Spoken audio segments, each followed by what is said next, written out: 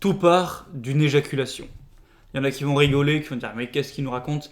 Mais c'est la vérité. Tous les êtres humains que tu connais, tes parents, tes grands-parents, toi, tes frères et sœurs, tes amis, tous les gens que tu peux croiser dans la rue, tous les gens qui ont existé depuis toujours, ils sont tous créés à la base par une éjaculation. Voilà, c'est comme ça, c'est la nature, c'est comme ça que ça fonctionne et pas autrement. Et dans cette éjaculation, il y a des millions et des millions de mini-êtres vivants, donc les spermatozoïdes, qui vont être en concurrence. Et le meilleur, le plus rapide, et uniquement lui aura accès à l'ovule et pourra devenir un être humain. Donc on voit que le schéma, c'est quand même, tu mets des millions et des millions de mini-êtres et tu les laisses se battre en gros pour que le meilleur, le plus rapide gagne, et c'est lui qui pourra devenir un être humain.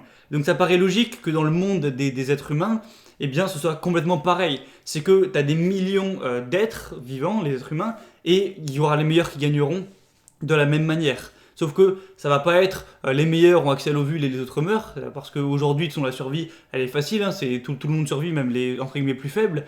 Alors qu'avant, c'était le cas, hein, avant, aux époques préhistoriques, les plus faibles mouraient, hein, c'était aussi simple que ça. Aujourd'hui, tout le monde survit, y compris les plus faibles. Du coup, à quoi vont avoir droit les meilleurs, hein? Et ben, la réalité, c'est qu'ils vont avoir le droit au fric et à la baise, tout simplement. Ça veut dire que les hommes qui vont être les plus beaux, les plus intelligents, les plus riches, vont pouvoir avoir le plus de fric et baiser et voilà, se faire plaisir à ce niveau. Hein, je parle crûment, mais c'est la vérité. Et les gens qui sont cons, moches, pauvres, malchanceux, etc., ils auront ni baise ni fric. Voilà, ils auront rien de tout ça. C'est la dure réalité. Moi, je suis pas là pour te raconter des conneries. Je suis extrêmement franc dans cette chaîne YouTube. C'est dans mon caractère, c'est comme ça. Et je dis les choses comme elles sont. Donc à partir de là, voilà, tu as un potentiel. Et de toute façon, mon but à travers cette chaîne, je te l'ai déjà dit plein de fois, c'est de te faire atteindre ce potentiel. Ça veut pas dire que tu n'as aucune marge de manœuvre. Donc je voulais en venir à un point, c'est que si on prend par exemple le monde au Moyen-Âge, tu avais 99% de la population qui passait 15 heures à trimer dans les champs par jour, voilà, juste pour avoir à peine de quoi manger, quoique des fois ils mouraient de faim, ils avaient froid, voilà, avoir une vie pourrie. Et tu avais 1% des nobles donc qui eux vivaient tranquillement, tu sais, ils avaient leur petite vie, ils travaillaient vite fait, ils avaient chaud, ils avaient pas faim, ils avaient même des petits troubadours pour les amuser par-ci par-là, voilà, ils étaient plutôt confortables. Et à ce moment de l'époque, au Moyen-Âge, tous les paysans devaient rêver d'avoir le style de vie des nobles, ils devaient se dire, mais si jamais par magie tu claques les doigts, il y a un génie qui apparaît, et tu me fais avoir ce style de vie où je travaille très peu ou presque pas, et où je peux avoir du divertissement, manger à ma faim et tout, mais je serais aux anges, quoi, je serais le plus heureux du monde, la vie ce serait un cadeau tous les jours, quoi. Et aujourd'hui on est en 2020, t'as 99% des gens qui vivent en fait comme les nobles de l'époque. Ça veut dire que même si t'es au SMIC, tu travailles ok, tu travailles 35 heures par semaine, c'est pas énorme hein, par rapport à l'époque. Tu gagnes 1200 € par mois. Avec 1200 €, bon, je parle en France évidemment, tu peux t'acheter la bouffe que tu veux, tu vas jamais mourir de faim. T'as un logement rien qu'à toi, tu peux avoir du divertissement bien supérieur qu'à l'époque. C'est pas des trois troubadours qui viennent faire un tour et jongler avec trois pommes devant toi, non. T'as Netflix, t'as des meilleurs films au monde accessibles pour 9 € par mois, t'as YouTube, t'as un univers qui est accessible gratuitement, t'as un système de santé gratuit, ça à l'époque on n'avait pas, tu peux vivre jusqu'à 80 ans, ça aussi on l'avait pas. En fait, c'est même mieux que le mode de vie des nobles de l'époque.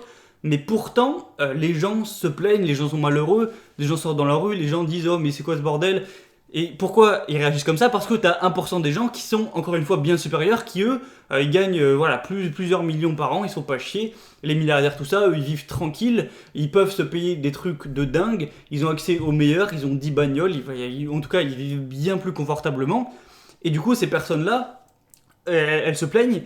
Et le gros problème de tout ça, parce que tu dis c'est complètement con, les gens au Moyen-Âge rêvaient d'avoir un style de vie. Aujourd'hui, tout le monde a ce style de vie X, mais pourtant on rage parce qu'on n'a pas mieux. Donc ça veut dire que logiquement, si là je claque des doigts, je suis Dieu, et je fais en sorte que tout le monde en France gagne 10 fois plus, donc les smicards ils gagnent 10 000 € par mois, et les riches qui gagnaient 10 000 € par mois, ils gagnent 100 000 € par mois, les smicards devenus donc riches de l'époque qui gagnent 10 000 € par mois, ils continueront à se plaindre parce qu'il y aura toujours mieux. Le problème de ça, c'est que leur seuil de bonheur, il est relatif. Il n'est pas fixe, il est relatif. Ça veut dire qu'ils basent leur bonheur, leur contentement, leur satisfaction de la vie par rapport à ce qu'ils voient chez le voisin, ailleurs, dans les médias, sur Instagram, voilà, dans la vie des autres. Donc ça veut dire qu'ils ont beau être millionnaires, s'ils voient des milliardaires dehors qui ont 1000 fois plus qu'eux, ils vont continuer à se plaindre, alors que pourtant être millionnaire, c'est extrêmement confortable. Tu vois, là où je veux en venir, Et du coup, ça veut dire qu'on rentre dans un gros délire où on ne sera jamais satisfait. Et même si on fait, voilà, si on continuait comme ça dans 1000 ans et que tu gagnais l'équivalent aujourd'hui de 100 000 euros par mois et que tu avais des trucs de vieux fêlés, j'ai même pas de mots pour le décrire, tu continueras à te plaindre s'il y en a qui gagnent 10 millions par mois. Parce que tu te dirais, il a plus que moi. Donc pour sortir de ce grand délire, il y a une seule chose à faire, c'est simple mais c'est pas facile, c'est de se fixer un seuil de satisfaction non pas relatif aux autres mais fixe. Ça veut dire que peu importe ce qu'il peut y avoir autour de toi, tu as un seuil de satisfaction qui ne bouge pas, qui reste fixe dans la durée, dans le temps. Ça peut être par exemple de te dire, et je parle, mais c'est mon cas, hein, moi je partage ce seuil de satisfaction, ça veut dire qu'une fois que, tu peux te dire, une fois que j'ai un toit sur la tête, que je mange à ma faim tous les jours, que je suis en bonne santé, que j'ai pas de souffrance physique, que voilà, j'ai quelques personnes, voilà, j'ai quelques amis ou je sais pas quoi, que j'ai quelques heures par jour pour exercer mes passions, pour me divertir, pour prendre plaisir, que voilà, que j'ai ça, et que voilà, j'ai une copine voilà, qui me plaît, ou voilà, que je sors avec des filles qui me plaisent, etc., que voilà, j'ai un minimum comblé au niveau sexuel, au niveau relationnel, voilà, que tu as ça, ben c'est bon en fait. Voilà, c'est bon. Si j'ai ça, je suis comblé, je suis heureux et je demande plus rien à personne et il me faut ça pour être heureux. Donc maintenant, soit tu as déjà ça et du coup, ben, tu as juste à devenir un petit peu dans cette philosophie de te créer ce seuil de satisfaction et c'est bon, tout sera réglé. Soit t'as pas encore ça, dans ce cas-là, tu travailles pour l'avoir et une fois que tu l'auras, ce sera bon. Tu vois, c'est aussi simple que ça. Et cette philosophie de vie, ça s'appelle être minimaliste. Ça veut dire se baser un seuil de satisfaction fixe où tu dis ok, moi je veux juste le minimum, je veux assez à manger, juste un toit, un endroit confortable, une personne avec qui je peux partager des moments qui me plaît un minimum. Et une fois que j'ai ça, c'est bon, voilà, j'ai pas besoin d'avoir des Lamborghini, j'ai pas besoin d'avoir des maisons de fou, j'ai pas besoin de sortir avec 3 top modèles différentes par semaine, j'ai pas besoin voilà, d'avoir un appart sur un building avec un hélicoptère ou je sais pas quoi. Non, j'ai pas besoin de ça au bout d'un moment, merde. J'ai juste besoin de l'essentiel, de ce que mon corps a besoin, de ce que mon cerveau a besoin, et une fois que j'ai ça, je ferme ma gueule et je suis content. Parce que si jamais je veux aller toujours plus loin, eh bien, ben, je vais devenir taré, enfin, j'aurai jamais ce que je veux.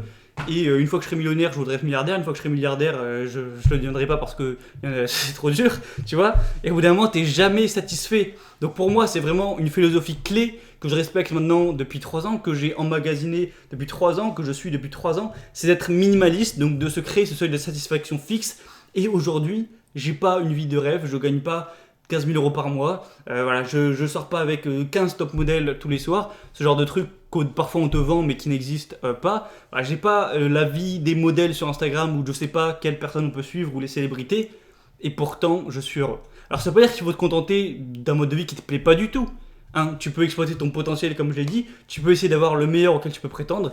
Mais une fois que tu as ce meilleur, il faut s'en contenter. Sinon, alors tu fais ce que tu veux. Hein, mais dans 150 ans, toutes les personnes présentes sur cette planète seront mortes, hein, tout le monde. Donc soit tu choisis d'être satisfait de ta vie, soit tu choisis d'être frustré. Donc quoi qu'il arrive, tu mourras, ça ne changera pas. Maintenant à toi de choisir ce que tu préfères. Et voilà, donc je te l'ai donné, cette clé c'est de devenir minimaliste. Maintenant tu vas me dire, ok, mais c'est bien gentil à dire, mais comment je deviens minimaliste? Voilà, si moi je suis quelqu'un de normal, je ne vais pas pouvoir changer une philosophie de vie comme ça, changer mon état d'esprit en un claquement de doigts. C'est pour ça que j'ai créé une formation cette semaine qui s'appelle littéralement Devenir minimaliste. Donc je l'ai créé pour ça. Je sais que ça sonne pas forcément le truc le plus sexy, mais pour moi c'est vraiment hyper important. Et on va pas parler que d'argent, que de matériel, à te dire voilà, ne veux pas, arrête de désirer une belle voiture ou voilà, dépense plus intelligent ton argent. On va aussi parler de relations amoureuses, sexuelles, amicales. On va aussi parler d'utilisation du numérique. On va parler de plein de choses, je t'en parlerai juste après. Alors je suis pas en train de te dire que c'est la seule solution pour sortir de ça. Tu peux devenir minimaliste par toi-même en te forgeant ta philosophie. Tu achètes des bouquins, voilà, tu suis du contenu, tu réfléchis, voilà, tu théorises ça, tu testes des choses et tu pourras devenir minimaliste voilà, de toi-même. Il n'y a pas de souci. Mais si tu veux gagner du temps, si tu veux avoir mon expérience, mes conseils de ce que j'ai pu tester depuis 3 ans, être minimaliste, parce que je me suis privé de plein de choses pour tester cette philosophie de vie. Il y a des choses, je m'en suis privé et j'ai plus eu ces désirs, ces addictions et j'en suis très content. Mais il y a des choses, je les ai supprimées, mais j'en souffre toujours aujourd'hui et du coup, ça me permet de savoir qu'est-ce qui est fondamental dans mes besoins et qu'est-ce qui l'est pas. Et je peux te donner ça, voilà, et te faire gagner ce temps plutôt que tu mettes 3 ans toi à tout tester et à galérer, tu vois. Donc j'ai créé cette formation qui s'appelle Devenir minimaliste. Donc si tu veux y accéder, le lien est juste dans la description. Pour la semaine de lancement, j'ai fait une grosse promotion de 60%, donc tu peux obtenir la formation pour 39 € au lieu de 99, donc c'est plutôt intéressant. Et tu vas te dire peut-être, ouais, ça me fait chier de débourser 39 €, c'est normal, je suis pareil. Je suis même quelqu'un qui est un peu radin, qui dépense intelligemment son argent, on va dire. Mais dis-toi que, imagine, avec la formation, ça te permet, rien qu'au niveau matériel, d'économiser, je sais pas, ne serait-ce que 50 € par mois, même si je pense que ce sera beaucoup plus, parce que dedans, il y a un énorme module sur juste limiter ses dépenses, et ça va beaucoup t'aider. Voilà, même si ça te fait économiser que 50 € par mois, ça veut dire que dans un mois, la formation, elle est remboursée, et tout le reste, ce sera du bonus, sans parler de tout ce que tu vas apprendre ailleurs, qui va pouvoir t'aider à des niveaux que tu réalises peut-être pas. Donc voilà, moi, je t'offre ça. Enfin, c'est à prendre ou à laisser. Donc le lien est dans la description. Je vais te donner un peu ce qu'il va y avoir dedans. Donc je vais te lire les modules. Donc il y aura 8 modules vidéo. Donc on va d'abord parler de qu'est-ce qu'être vraiment minimaliste. Parce que ouais, il y en a qui croient que minimaliste c'est juste avoir un appart vide avec juste 3 chaises, 3 couverts et vivre avec ça. Non, ça va plus loin. C'est surtout au niveau psychologique. On va voir ensuite du coup comment réduire ses possessions, que faire à ce niveau. Comment changer son alimentation, parce qu'être minimaliste, ça passe aussi par l'alimentation, j'en avais parlé dernièrement. Épurer ses relations, donc amicales, au niveau relations amoureuses également, et sexuelles. Module 5, on va parler de diminuer ses dépenses, donc ce sera le plus gros module, il dure plus de 30 minutes. Vraiment, je te donne tout, voilà, en vivant un peu comme un radin depuis 3 ans, tout ce que j'ai fait pour dépenser moins d'argent, optimiser ça. Et ça m'a même permis de sortir de la rat race, mais ça je t'en parlerai dans la vidéo de jeudi, ce serait bien trop long, mais c'est assez intéressant. Module 6, faire le tri dans tes activités. Module 7, le minimalisme numérique, donc comment être minimaliste, mais aussi dans l'utilisation du PC, du téléphone, des réseaux sociaux, ce genre de choses, c'est peut-être plus important que ce que tu penses. Et module 8, c'est un petit peu bonus, c'est comment combler le vide une fois qu'on est vraiment devenu minimaliste, mais ça c'est, tu verras, c'est vraiment pour aller plus loin. Donc voilà, c'est vraiment une philosophie, je pense, qui est hyper importante. Parce que voilà, avec le monde dans lequel on est aujourd'hui, là, enfin, c'est le bordel avec le coronavirus, le confinement, tout ça. On ne sait pas si on pourra bénéficier du confort de vie qu'on a eu de 2010 à 2020 dans les décennies qui arrivent. Peut-être que avec la crise économique qui arrive, ça va être la merde. Peut-être qu'il y a des millions de gens qui vont perdre leur emploi, des millions de gens qui vont perdre leur boulot, des millions d'entreprises qui vont faire faillite. Donc ça va être la merde. Il y a moyen que le pouvoir d'achat de la population générale baisse beaucoup. Donc on pourra plus se permettre de s'acheter des petites conneries comme ça et de vivre un petit peu comme des cons. C'est peut-être un mal pour un bien. En plus, avec la dépression écologique, le monde va aller... Voilà, c'est un peu con, mais au niveau des ressources, chaque baril de pétrole qu'on extrait coûte de plus en plus cher. Donc voilà, ça risque pas de coûter de moins en moins cher. Le coût de la vie, même si ça a été le cas pendant des dizaines d'années, ne va pas coûter de moins en moins cher. En tout cas, pas pour tout. Et pour les choses matérielles, ça risque d'être l'inverse, ça risque de monter. Donc je pense, si maintenant les gens qui aujourd'hui deviennent minimalistes, arrivent à se contenter de peu, ils auront un avantage comparatif énorme dans 5 ans, dans 10 ans sur les personnes qui devront être minimaliste par défaut, pas par choix, mais par défaut parce que au bout d'un moment ça coûtera trop cher et c'est soit ils finiront à la rue, soit ils seront obligés de se contenter de moins et en se forçant ils en souffriront. Sauf que si tu l'as choisi, t'en souffriras plus parce que c'est une philosophie que tu t'es forgée dès ta jeunesse et voilà, c'est vraiment pour moi quelque chose d'extrêmement important parce qu'on peut vraiment rentrer dans ce piège où on en veut toujours plus et au final je trouve c'est un grand gâchis voilà, après tu t'es jamais content et à la fin de ta vie tu regrettes quoi. Bref, on pourrait en parler longtemps. Donc si tu veux prendre cette formation, donc je te dis jusqu'à dimanche soir tu as une offre où tu peux l'obtenir pour 39 €. Donc personnellement je trouve ça intéressant. Après comme j'ai dit tu fais comme tu veux, je force personne à acheter mes programmes. Mais sache que si jamais tu prends le programme et que tu es déçu, c'est pas du tout à quoi ce que tu attendais ou je sais pas quoi, tu m'envoies un mail et je te rembourse. Voilà, je suis pas un voleur, j'ai pas envie de voler les gens, je veux que des clients qui sont satisfaits. Donc voilà, vois ça comme un petit peu un échange. Moi je pense que ce que ça peut t'apporter c'est largement rentable. Maintenant voilà, inutile d'enregistrer, tu fais ce que tu veux. Donc je te laisse passer par le lien dans la description si t'es intéressé. Et sinon donc je sors cette vidéo mardi, jeudi je vais te raconter comment je suis sorti de la rat race. Ça va être assez je pense amusant à te raconter. Donc je te dis à la prochaine, c'était Gabriel et ciao.